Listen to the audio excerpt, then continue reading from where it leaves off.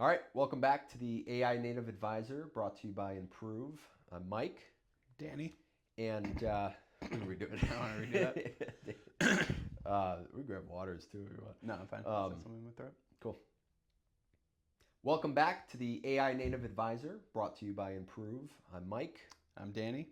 and let's see, we've been getting a lot of client requests and been in conversations around email and the use of AI to help make sense of and help things from falling through the cracks in email. So this is something we've previously talked about. Yeah, some of the foundational building blocks of an AI native operating system built off AI note taking. We've talked about the integrations and sort of the glue pieces of being able to take in from the drawers of other places and place to the drawers of other places. So email is an interesting side of both of that, right?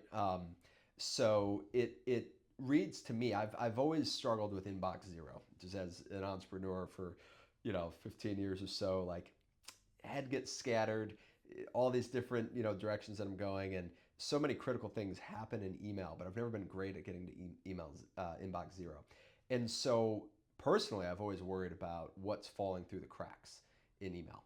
And we had somebody bring up that exact situation to us. I'm constantly like OCD, worried about what's falling through the cracks.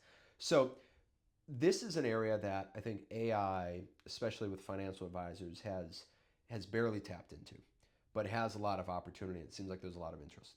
So Danny, let's crack into this. I want to first kind of ask, all right, so if we're talking about things that AI can do or make sense of out of email, my first instinct as a user is, well, if you're looking at my Gmail, where I'm a Google guy, you might see a mess. How could you possibly start to make sense of that? So help me understand though, when you break that down, if somebody asks for Impruve to build something that's, I don't know, auto drafting or reply to an email, or finding signal in the noise, Yeah. are you having to open up their entire like context window of the thousands of emails they've had?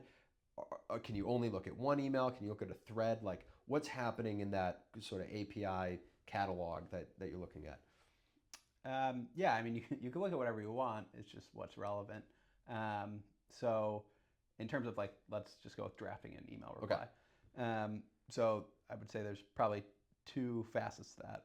One is, in theory, like looking through their 1,000 emails that they've sent to get their voice correct. Yep. Right?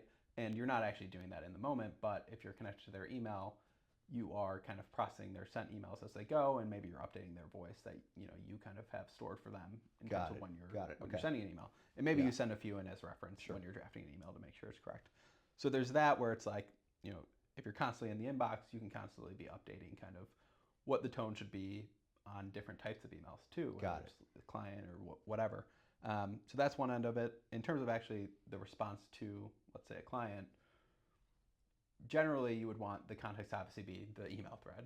So that's easy. Sure. And I want to come back to the tone thing because that's really interesting. And so come back to that in a second. But so on what you're just saying of, well, if you want, you can access all emails, you can access a thread, you can access a single email. What does that actually look like in the API? It's like you're telling it, hey, give me access to single email, full thread, full inbox. Like, what's behind the scenes? Yeah, I mean, we'll stick with Gmail, but same with Outlook. Yeah, like Gmail is an API to, hey, read this email thread. Okay. Or get all email threads. Okay, this is the one I want to read.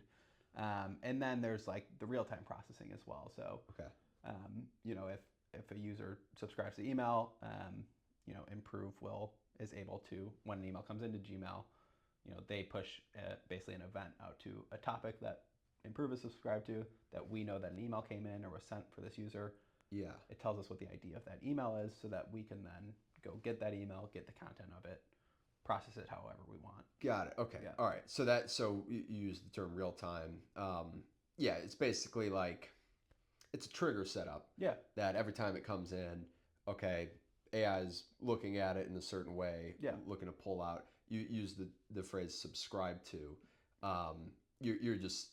You're saying that more generally, like if we're falling to it, or that's actually part of an API? Yeah, it's a Google, like their PubSub publication subscription kind of Okay. model. So events are published there, and then subscribers can read from the events published. Interesting. So that's Okay. kind of a real-time process. In an event, like, okay, so an email comes in, Yeah. there's an event that I might have subscribed to. Yeah. In an inbox, aren't those the only events emails, or like what else would occur? For What's types of email, email? yeah, inbox and incoming or out. Yeah, okay. Outbound. But can you identify like a type of email and subscribe only to a type, or is it not quite there yet? I'm not positive on that. I mean, you can do filtering on your end after Okay. the email's in to see if it matches whatever criteria you want to process it with. Yeah, I don't know if you could do that upstream at all. I'm not sure. yeah. It's kind of interesting because and this is just live conversation. Gmail already provides me the ability to filter and create folders, right? Yeah. I mean, all the email tools, Outlook, whatever, create that. So I wonder if there could be some interesting utility of subscribing to just certain folders, and then have an AI make use of that. But, Yeah. I mean, what we're currently more so doing is just subscribing to all emails and then having a processing step that's like, okay, this is clearly a calendar invite, or this is clearly a spam, or cold outreach from sales. Yeah. Or this is a client that exists in your wealth box or your Salesforce. Yeah. They're making a request. Yep. This is like really important right now. Yeah. So it's kind of just a processing step. If Yeah. you want to discard it or do something with it. All right. So now let's move into some of the use cases that we've heard. Some we've built already, some we've been noodling on. So yes, the general theme of nothing falling through the cracks and signal through the noise sort of encompasses most of it. So you just mentioned something. Okay, that a client email came in, right? But maybe somebody's getting cluttered with 20 other emails, and the client one is right there in the middle. And so for a system like Impruve, I mean, we're building this. We have a version of this specific thing built to be able to pull out, hey, the client sent an email. And perhaps there's a differentiation between a client sending an email and saying, hey, hope you're doing well, and a client saying, hey, I need this action taken. Yeah. So what are you doing? We actually had this request. Hey, I want to know when a client made a request of me, right? So like a money movement or something would be very time critical. Yeah. I want that signal pulled way above the noise. Yeah. Okay, we got that request. What's the first thought that goes into your mind, and what happens behind the scenes of now building for that? Yeah. So pulling out the signal is pretty simple. Like an email comes in, it's whatever 8 lines of text you need to run through an LLM to see if, hey, this is a request from a client, whatever, and maybe some pre-processing on Sure. This email is a client. Like, Yeah. This is a client. So actually pulling out whatever signal you want, and it's obviously different per advisor. They kind of want to pull different things out, and that's where the customization is nice. Yeah. But it's kind of the same framework regardless. You're getting the real-time email, you're processing it, you're pulling out important things based on whatever the advisor thinks is important. And you're pulling out important things by way of designing the prompt that the LM sending in. Okay. So just prompt engineering on that. And then, I mean, where it gets more tricky and I think probably more artful is that signal that you pull out quickly becomes noise because there's so many emails that you're processing, and there's probably a signal being pulled from it. Yeah. And if one of it's supposed to be a money movement thing, and that money movement happens in another system, and it's not re-referenced back to that noise that was the signal that was pulled, and like, oh, this was done, let's move it out of the signal. Yeah. Then that kind of like all of these things that come from email can build up really quickly. Yeah. So you also need to be plugged into the other end of, obviously the advisor can go in or the user can go in and say, okay, I completed this, but you want to be able to auto-complete that as well so that signal doesn't build up. Because that's actually the more, I think, tricky part working with emails. There's so much, even if you're pulling out the signal, there's still like on any given day a good amount of like important things that come through email. Yeah. And you want to make sure that the most important are always rising to the top. Yeah. Okay, so in a similar theme, something we've recently been working on is sort of like labeling what occurs within an email. So the example I'd give is advisor promises something, right? We just had this come to our desk. If the advisor promised to send something and follow up, maybe make an introduction to somebody, there's multiple different things that could have been promised, right? And there's different ways that they could have voiced that. Yeah. But the request that came to us was, hey, identify when a promise was made so that now we can have the AI go through the relevant channels, right? And so what a tool like Impruve is plugged into all of your virtual meetings, your calendar, your inbox. And so to have the AI go through wherever indication of that promise being executed on could have occurred. And then day one, not seeing it. Okay, day two, I haven't seen it. Day three, hey, remind Mike, you haven't made this promise to so and so client or relationship, and then bring that signal again to the top of the noise. So the identification that a promise was made. Yeah. How do you think about that? I mean, AI is pretty good at identifying things. Yeah, yeah. The identification is easy. The agentic actions then that need to be taken in the background can be. Well, the identification is easy because what? You just do a prompt.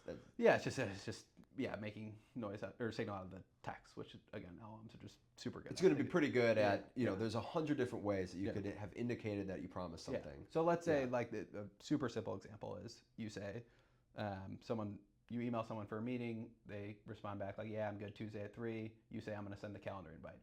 So that's a promise, right? Yep. Now we have access to your calendar, so we can see if you've actually sent that invite or not. So do what you say, like day one, you haven't sent it, whatever, we nudge you to send it. Yep. Now that's pretty simple, right? Like we save that promise as, I'm going to send a calendar invite. And so we have it now stored in Impruve of, okay, it should be a calendar invite going. So we know that AI agent should look for calendar events, stuff like that. So actually, I hadn't even thought about that. I was just thinking text identifies promise made, so look for other text that says, hey, I went ahead and did this. But you're right. No. Maybe they don't ever say it. They just sent the calendar invite. Yeah. So you're looking for other things. Which is, comes back to our main theme of just your AI agent needs to be plugged into as much stuff as possible. Yep. Because sticking with the theme of a promise made, again, that could be fulfilled in different ways. And there's certain things that it's just outside of any technology. And, sure. It is what it is. But like it's almost like, when something's processed in an email as, a promise made or a task or whatever it is, like we can't just then be relying on email to say that it's done. Yeah. We need to have access to everything else to have the AI agent go, okay, this is a calendar invite. That's where I should be looking. This is I don't know. I said I was going to send this CRM task to my colleague. Yeah. Okay, no to look at for this task in your CRM, still assigned to this person. Task not completed then. Yeah, right. And that gets like, part of why it's fun to work with with firms on like some of this stuff is like we could get pretty detailed about their specific systems and what they want to happen.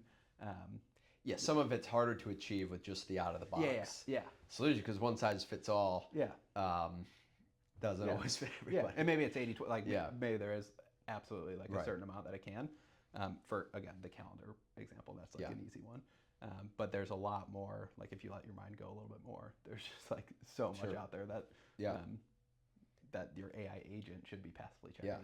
All right, so let's come back to something you mentioned early in the episode, which is one of the biggest challenges with, I think, AI-generated communication, which is the tone of my voice, right? Like I'm somebody who writes, right? I wrote a book, I got to do articles and stuff. Like I'm pretty particular that I want it to sound like me, or I just will never use any type of AI-generated text. So a common use case for AI in email, and there's general tools out there in software space, is email comes in and now I've just got automatically the reply drafted. So that's kind of easy to do. AI can draft a reply on that thread, right? But having it sound like me is more artful, and this is a problem that's evolving, right? Or the solution to it's evolving, but we're experimenting some things. So take us through that. That comes to you, hey, Danny, and team, we've got to make this sound more like the individual, and there's a million different individuals. How do you start to approach that problem? Yeah. So like if I was Chat GPT, I would respond like, That's not just a good question, M dash. That's a groundbreaking question. Right. And then I would know yeah. AI responded to that. That's with the M dash too. Yeah. So I mean, it's definitely a struggle because it's like even just like prompt engineering on it. It's like even something as simple as like don't use the M dashes as often. Yeah. In the context of I'm fine with the M dash, but in the context GPT uses it, it's like not even like it's just so obvious. Like it's so obvious. It's like the tell. But like you can say in a prompt, like do not use the M dash, and you'll get a response that has the M dash. Yeah, like, right. There's certain things where it's like it's hard to like actually, you're not training, but like train out of it with a prompt. Yeah. And it's similar. So there is prompt engineering that goes into it, right? Where it's okay. I've been looking at Mike's sent emails. I know how he communicates. Let's say I've gone through your last 20 sent emails. And that basically becomes the knowledge base. Yeah, so let's say I go through your last 20 sent emails and I run it through a prompt to say like describe Mike's writing style. Yeah. How you would describe it, how you would describe it to a future agent that is going to mimic Mike in an email. Yeah. So that's kind of like the basis that goes into like Mike's voice, let's say. Yeah. And then there's like, maybe we send the last 5 sent emails into the actual context window when generating the response so that there's concrete examples as well. Yep. And then there's like prompt engineering that goes into it just in terms of like, try not to use the M dash as much, but like don't be. Yeah, there's obvious universal signals, the M dash being kind of probably the most obvious of like, does this sound like AI, right? Over enthusiasm is maybe another one. Yeah. Okay, so maybe cover the ground floor of the universal signals, but then what you described were these different sort of like pockets of context. Yeah. One maybe specific to this thread, maybe a wider one specific to the way Mike writes sentences. Yeah. Now in doing that, RAG, which is retrieval augmented generation, is one way to leverage context or knowledge base. Sure, yeah. Another is like fine tuning a model, sure. and then people talk about training a model, which is in some ways been debunked for a lot of things because as soon as the next model comes out, like everything you've done to train. I mean, I guess in theory you could take your what do they call it? Your measurements or your signals. No, your tunes or something, whatever it's called. I don't know. Yeah. We'll edit this out. But so anyways, you could train a model. Yeah. But the problem is when a new model comes out, then you've lost most of the training. There's some ways to bring it over to the new model. Yeah. But then between fine tuning and RAG, retrieval augmented generation, how do you decide what's the best way to go about this thing of like aligning my voice? Yeah, I mean, I don't think like you're not going to fine tune a new model for every user you have that you're going to send an email for. Yeah. So that's just less practical. Again, like you were saying, like also new models coming out are just generally perform better at stuff than the previous ones, even when they're fine tuned. And there's nuance to that, obviously. Yeah. But I think it's not even like RAG necessarily that you need to do on the email. Like it's literally just like, you keep track of their voice and how it updates over time. And then you send whatever you want into the context window. So it's not like I guess it's RAG in a way, but it's simpler than that in terms of like developing a complex system for like what email should be fed into the prompt. You can do it in a pretty, especially as context windows get larger. Like if you want to send Mike's last 1,000 emails that he sent to try to get their voice, again, that's not like cost effective, but you could do that. You still run into the same issues, I think, with some of the AI generated text sounding AI generated. Yeah. Which is why, to me personally, I think we're like 90% of the way there, not 100% of the way there, in terms of just making AI generated text sound human. Yeah. Which like, also philosophically, like, I'm currently okay with because I actually do think like humans should be putting an eye on their emails too. Like, for sure. At least just like, be a human talking to another human, so it's not just AI people talking to each other all the time. Yeah. That's a whole different. We always talk like thing. You've got to still put a human set of eyes on anything there.